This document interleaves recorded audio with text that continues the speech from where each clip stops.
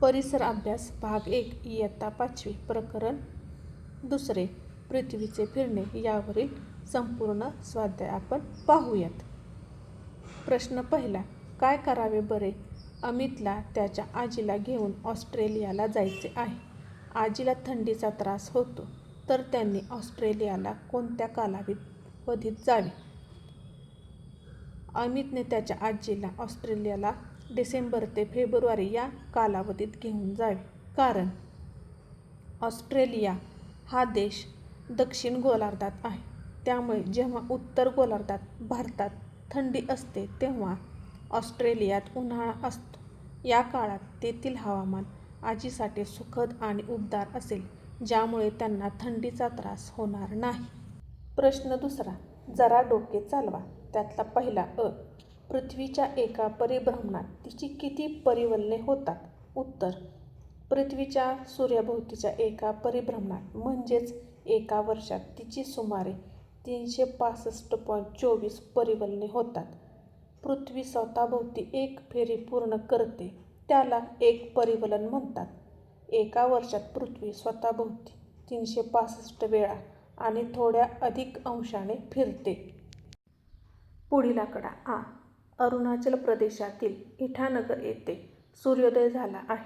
पुढील शहरांमध्ये होणाऱ्या सूर्योदयाचा क्रम त्यापुढे लिहा. मुंबई महाराष्ट्र, कोलकाता पश्चिम बंगाल, भोपाळ मध्य प्रदेश, नागपूर महाराष्ट्र. सूर्योदयाचा क्रम. अरुणाचल प्रदेश हे भारताच्या सर्वात पूर्वेला आहे, त्यामुळे तिथे सर्वात आधी सूर्योदय होतो. पश्चिमेकडे जाताना सूर्योदय उशिरा होत जातो. दिलेल्या शहरांचा सूर्योदयाचा क्रम खालीलप्रमाणे असेल. 1. कोलकाता पश्चिम बंगाल. 2. भोपाळ मध्य प्रदेश. 3. नागपूर महाराष्ट्र. 4. मुंबई महाराष्ट्र. प्रश्न तिसरा, रिकाम्या जागी योग्य शब्द भरा. त्यातील पहिला पृथ्वीच्या स्वतःभोवतीच्या फिरण्यास टिंबटिंब असे म्हणतात. उत्तर आहे परिवलन.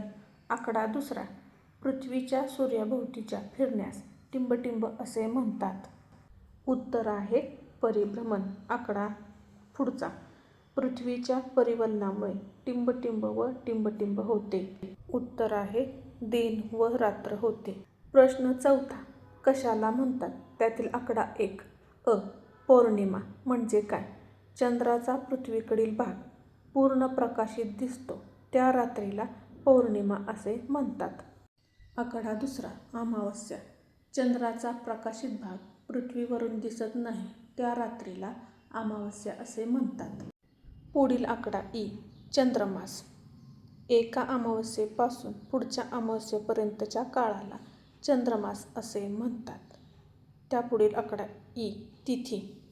अमावस्येपासून पौर्णिमेपर्यंतच्या किंवा पौर्णिमेपासून अमावस्येपर्यंतच्या प्रत्येक दिवसाला तिथी असे म्हणतात.